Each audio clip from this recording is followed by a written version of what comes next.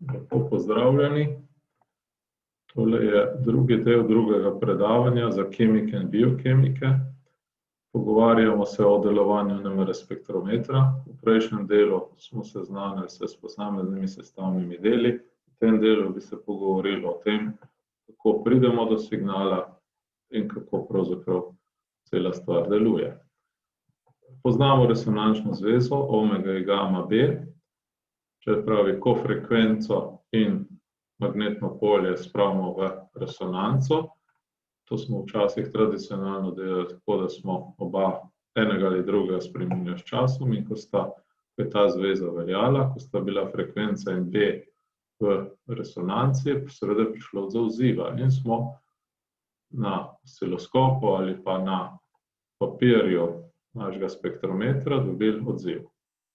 Ta stvar je očitno dobro delovala, saj je pomenila velik napredek za celo metodo, tudi izredno lepe publikacije iz tistega obdobja, napredek posameznih vej znanosti.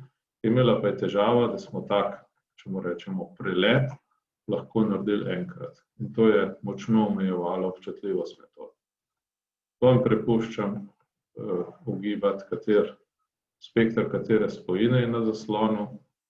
Če pa bi bilo spojine malo, pa je to bilo težko narediti.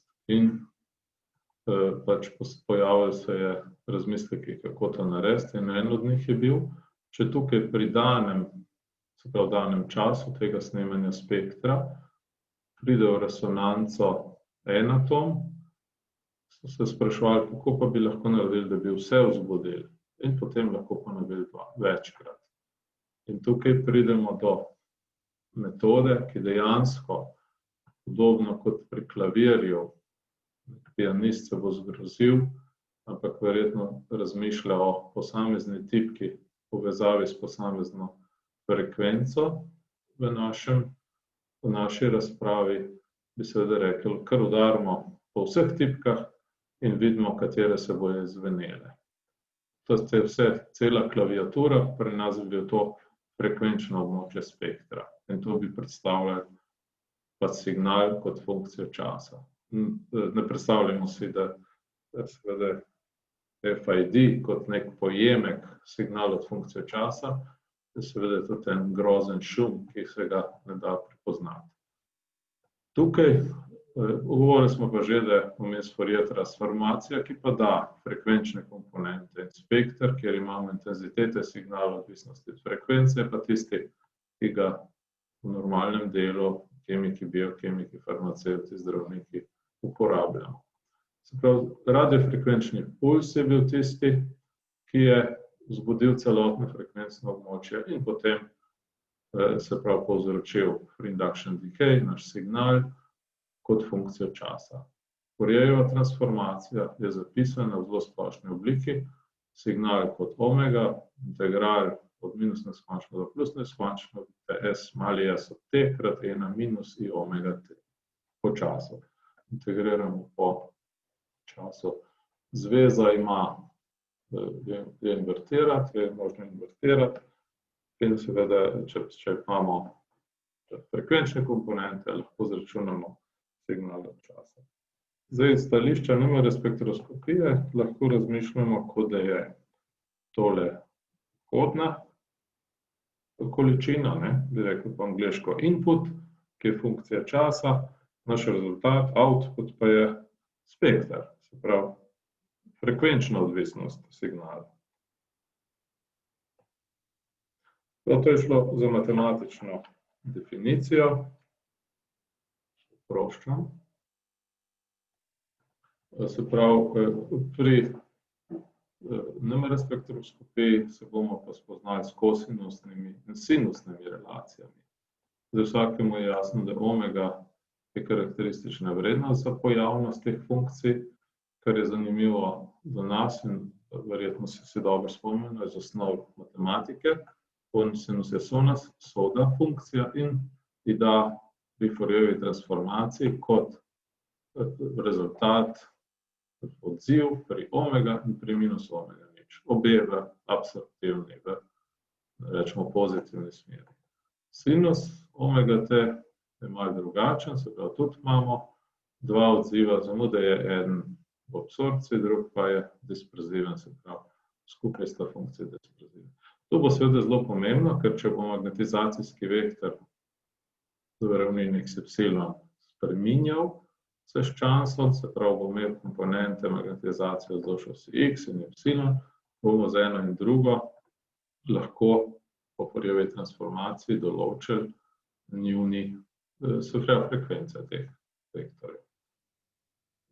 Spomnili se bomo iz osnov matematike, vse periodične funkcije lahko pišemo kot vsoto kosinusov in sinusov, verjetno je to bilo bolj vzeto matematično, tukaj pa si lahko predstavljamo, da če imamo f od omega, se pravi kot naš spekter, da naredimo eno majhno ponazoritev, se pravi časovne odvisnosti, pa pomnožimo samo z realnim delom kosinus omega t, in imamo tukaj eno tako funkcijo, ki izgleda dosti komplicirana, kosinus 4t plus kosinus 9t, in seveda bi radi prišli do teh frekvenčnih komponent. In naredimo vsoto, ne integral, vsoto od 1 do 10 sekund, velja nek konvolucijski teorem, se pravi, ko pomnožimo to komplicirano funkcijo, to komplicirano nihanje s kosinus 4t, dobimo odziv.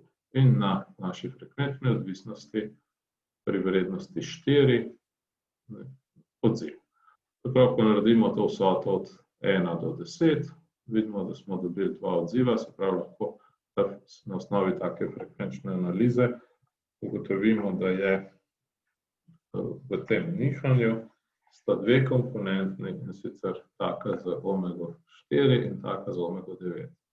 In seveda, če ju seštejemo, dobimo, to bi bilo inverzija, funkcije, kot smo prej rekli, dobimo tak nihanje kot funkcijo časa, kot je bilo na začetku. Zdaj ne bomo se poglabljali v globine, to je le osnovni kurs, bi pa nekaj funkcij, ki pa pridejo zelo prav, ne samo razumeti posamezne zadeve v spektrih, ampak pomagajo tudi pri se izogniti kakšni težavi. Ena stvar, od kjer razmišljamo, je prednapetost ali pa konstantna vrednost tukaj, se pravi, v omrežju imamo vedno neko prednapetost. Redko katero omrežje naših inštitucij so tako dobro ozemljena, da ne bi bila prednapetost nič. In ta prednapetost daje v frekvenčni dimenziji nek odziv pri nič. Te so odziv, ki povzroči, se pravi, tisti, ki je povzročil spektr na tako ozko črto na sredini frekvenčne dimenzije. Tisti, ki je spektr že videl, se mu je skoraj sigurno to zgodilo. Drug par, ki nas bo tukaj zanimal, smo se ga že malo dotaknili, to je kosinus omega t in njegova imaginarna komponenta minus sinus omega t. S tem smo začeli razpravo, se pravi, omega kot karakteristična frekvenca tega gubnega gibanja bo po Fourierjevi transformaciji v frekvenčni dimenziji dala odziv delta funkcijo pri taki frekvenci. Izredno pomemben, zadnjič smo se pogovarjali o bloku, se bomo še, eksponentno pojemanje. Vemo, da magnetizacija se po vzbujanju vrača v ravnotežje, ta proces sledi eksponentni zvezi, in če se zamislimo tako relacijo E na minus AT, je potem po Fourierjevi transformaciji to takale oblika črte. Tle z rdečo je realni del, zeleno imaginarni del. Kasneje bom povedal, zakaj to izredno pomembno. Z našega stališča na tej stopnji je pomembno, da signali s časom pojemajo, da pojemajo eksponentno in da to v spektru da Lorentzijevo obliko signala. Lahko se vprašamo, že na tem mestu bomo pa seveda o tem se še pogovarjali, kaj se zgodi, če je pojemek hitrejši kot na tej sliki. Vidite, da je tale karakteristična vrednost 1 z A, širina na polovični višini signala v frekvenčnem območju. Se pravi, če je ena z A manjše, bo A večji. Se pravi, signal, ki bo hitreje pojemal s časom, bo imel v NMR spektru, v frekvenčnem spektru, bolj široke linije. Signal, ki bo pojenjal počasi, se pravi, bo ena z A velik, bo pa imel ozke linije. Bo A majhen in pravzaprav v NMR-ju si želimo takih signalov. Imamo Gaussijanovo funkcijo. Gaussijanova funkcija je zanimiva, ker je na hitro pogledano po obliki, ima analog svoje funkcijske oblike v frekvenčni dimenziji, tako kot je v časovni. To je pa ena stvar, ki se vam bo mogoče zdaj zdela malo čudna, to je glavnik, se pravi v točno določenih časovnih razmikih. T kot funkcija časa, imamo nek odziv, pa potem spet in to ponavljamo. In to se v frekvenčni dimenziji preslika v ena z T, ena z velikim T. Naj vam ostane to v glavi in bomo se tega še dotaknili. Ta druga stvar je pa takle sunek, puls, prav nekaj signal zbudimo, pa ga odpremo, potem pa ga pustimo prežganega čas veliki T. In potem spet signal pojenja. V frekvenčni dimenziji ima to obliko sinc funkcije. Izredno pomeni tale karakteristična vrednost časa T, se pravi, koliko časa ali pa tak puls trajal, in vidimo, da je širina tega frekvenčnega območja obratno sorazmerna času. Zdaj, če malo razmislimo, se pravi, če želimo naše protone, naše jedra, ki imajo NMR efekt, zbuditi, seveda jim moramo dovesti resonančno frekvenco, se pravi frekvenco, ki je lastna njihovi lastnosti.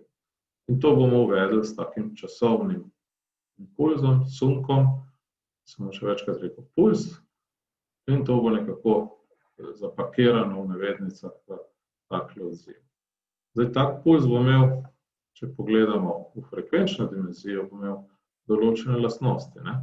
Kot smo že prejšnji slajdu videli, če bo čas dolg, bo ena z T potem majhen in bomo vzobili sorazmerno majhno frekvenčno območje. Tole je pa že omega, omega nič je v sredini, potem pa seveda gremo malo levo, malo desno, višjim in nižjim frekvencam, in če si zamislimo določen spektr protona, ogljika, potem smo se na vajah malo pogovarjali, tipično mora biti tole območje pokriti vsaj nekaj kilohercev, pri heterojedrih mogoče nekaj 10 kilohercev.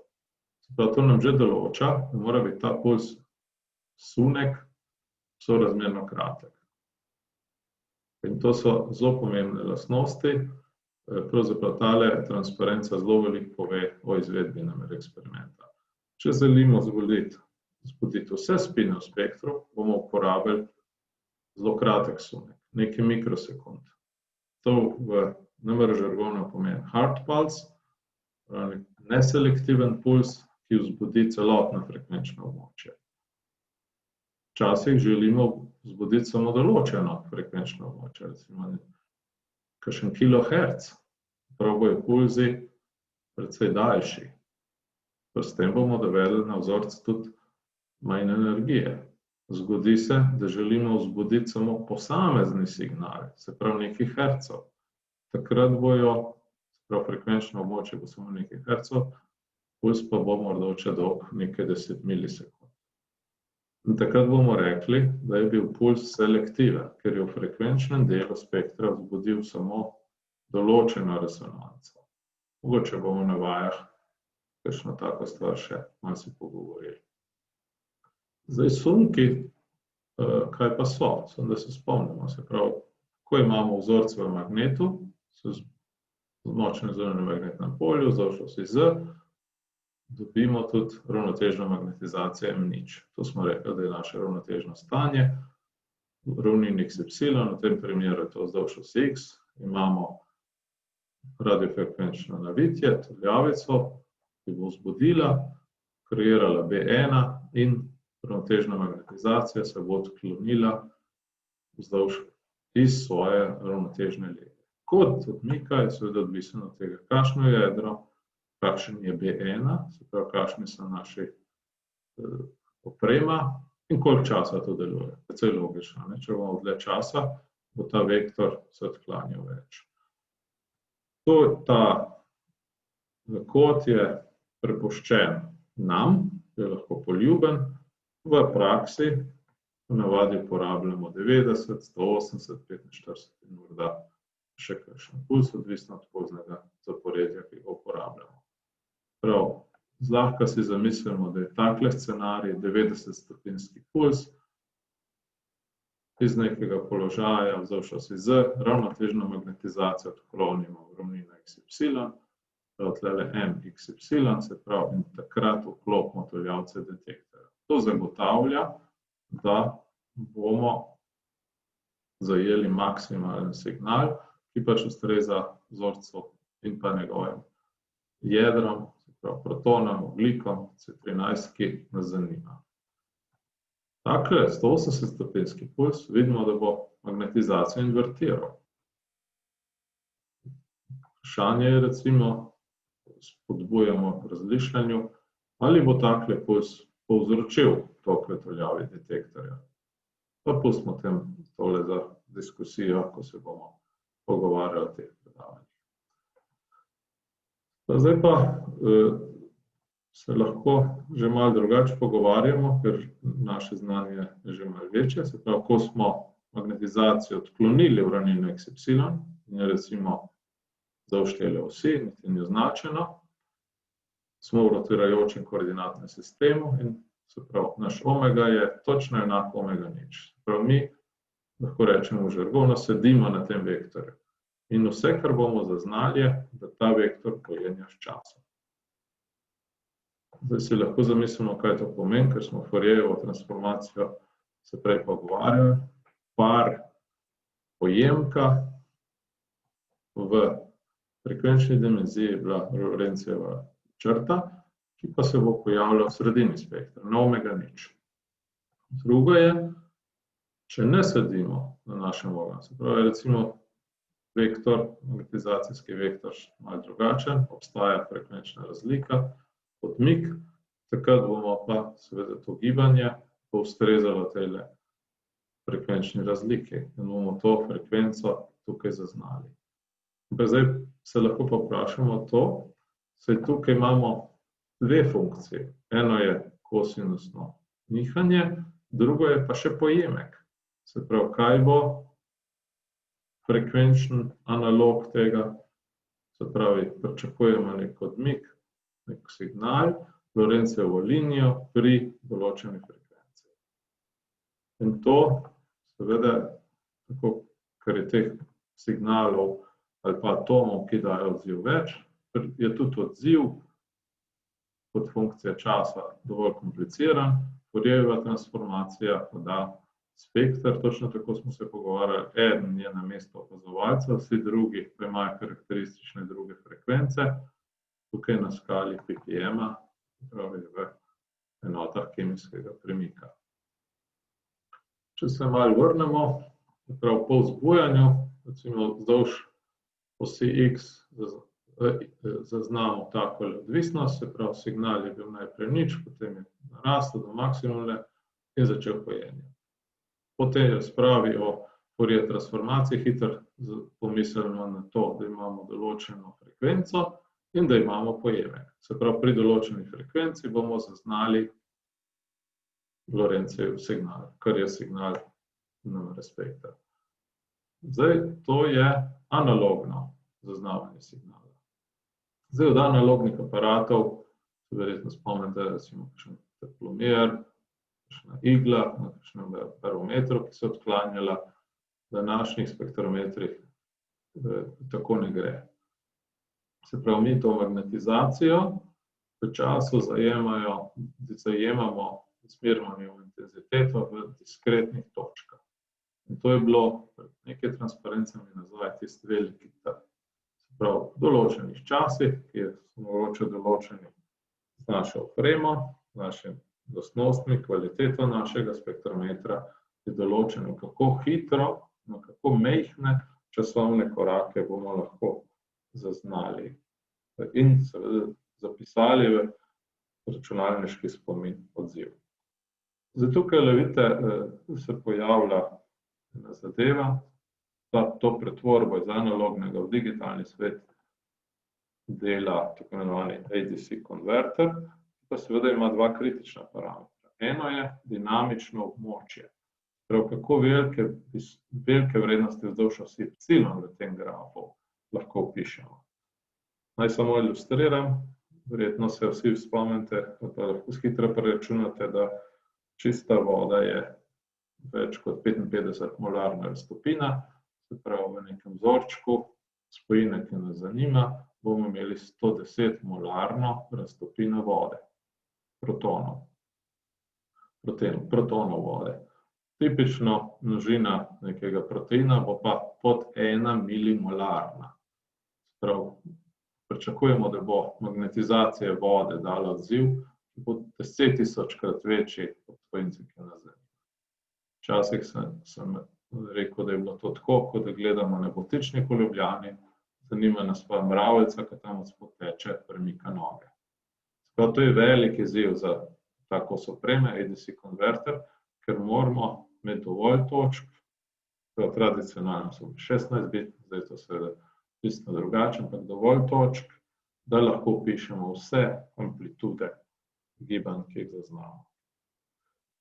Druga stvar je pa, kako hitro naj vzorčimo, se pravi, kako majhen naj bo ta veliki T vzdolž zajemanja signala s časom, da bomo zajeli pravo frekvenco. Tukaj imamo z rumenimi točkami določeno odziv, recimo takele meritve, in vidimo, če vzorčimo po rumenih točkah, dobimo frekvenco. Če vzorčimo pa dvakrat počasneje, pa dobimo drugo frekvenco. To bi pomenilo, koliko zdaj že razumemo NMR spektroskopijo, da bi pomenilo, da bi se spekter pojavil na spektru, se pravi, signal bi se pojavil v spektru na drugem mestu, kar pa seveda ne gre. Tako pa bomo potem vedeli, katero spojino imamo v rokah. In tukaj se zdaj odpira, se pravi, obstaja Nyquistov teorem, ki določa, da moramo vzorčiti dvakrat hitreje, kot je najvišja frekvenca. Lahko si predstavljate, da je NMR ima razne efekte, imamo jedra in vzorce, ki izredno hitro relaksirajo, se pravi, tole pojemanje je izredno hitro, se pravi, ključno, da v začetnih delih zajamemo čim več točk. Se pravi, tak analogno digitalni konverter mora imeti visoko časovno resolucijo. Se pravi, tukaj v vodnih vzorcih smo recimo rekli, da imamo dobro dinamično območje, se pravi, želimo zajemati tako visoke, velike kot majhne signalčke. Ta drugi je pa časovna resolucija, ki pa še izredno pomembna za določene vzorce bistvenega pomena, ker nima nobenega smisla, če bomo tukaj lahko zaznali 3 točke, takrat bo pa signal že pojenjal. In to seveda ima neverjetne posledice za izvedbo in potem interpretacijo spektra. Če si takole zamislimo, se pravi, naš FID, ki ima sinusne, minus-sinusne komponente, z modro in rdečo nakazujemo kosinusno in sinusno odvisnost. To seveda vzorčimo z našim glavnikom. Če je glavnik dovolj nagosto, se pravi frekvenčno območje široko, in bomo z rdečo realni in z modro imaginarni del spektra zaznali pravilno in seveda signal v spektru bo pomenil, se pravi, ustrezno interpretacijo, potrditev strukture. Če se pa zgodi, da vzorčimo prepočasi, bo pa ta kvadratek, frekvenčno območje preozko in se bojo spektri pojavili na napačnem delu. Temu rečemo v tej literaturi wraparound problem. Gre za signale, ki se pojavijo recimo pri višjih frekvencah, ampak tam ne zajemamo in jih potem v spektru opazimo pri nizkih frekvencah. En od avtorjev neke knjige se je hudomušno pohecal, da seveda podobni efekti veljajo tudi slikanje z magnetno resonanco, in če ne vzorčimo dovolj hitro, je tako, kot da bi glavi odrezali glavo in noge, in seveda bi potem naš rezultat, kako priti nazaj do pravilne slike. Tukaj je bila hudomušnost pripombe še, da nobena žival pri tem ni trpela. Mislim, za nas je važno, da razumemo, da je Mikelsov teorem, da moramo dovolj hitro vzorčiti v dobro samo normalnim uporabnikom NMR spektrometre. Je za te stvari že poskrbljeno. Zdaj se pa pojavi en razmislek, se pravi, če je tole naše frekvenčno območje, videli smo, da moramo dovolj imeti kratek sunek, da bomo pokrili celotno frekvenčno območje, in zdaj kaj naj bo nosilna frekvenca. In nekaj časa se je verjelo, da je dobro, da je nosilna frekvenca, se pravi ta naš carrier omega nič nad ali pod vsemi signali. Ker je seveda to pomenilo, da vsi so potem levo ali desno od tega. Izkazalo se je, da to povzroči določene tehnične težave, tako da danes skoraj izključno omega, se pravi centralna frekvenca spektra, ki nas zanima, postavimo v sredino območja. In to dokazano izredno dobro deluje. Za vodne vzorce tipično postavimo nosilno frekvenco, ravno vodna resonanca. NMR-je se potem večkrat sprašujemo, katere so hitrejše in počasnejše komponente, zato imamo, ste videli, če je kosinus, sta bila dva odziva v absorpciji, ampak s kombinacijo detektorjev vzdolž ene od osi in fazno zamaknjene za 90 stopinj druge osi, to seveda ustreza x in y, bomo lahko, ker smo videli kosinus, da pozitivna odziva, sinusna komponenta FID-ja da takele disperzivne linije, in če seveda seštejemo, dobimo pravilno frekvenco. V NMR spektrometru ta proces ločevanja nosilnih frekvenc omega nič od frekvence poteka preko napravice, ki se imenuje double balanced mixer. Lahko rečemo, da imamo dva vhoda in en izhod. Za nas mogoče bistveno, da ne bomo preveč tehnični, da ven dobimo komponente magnetizacije vzdolž osi x in y. In to je seveda tisto, kar potem nadalje lahko obdelujemo in procesiramo. Nadaljevali bomo s procesiranjem, na tem mestu bi pa ta del predavanja zaključil. Hvala lepa.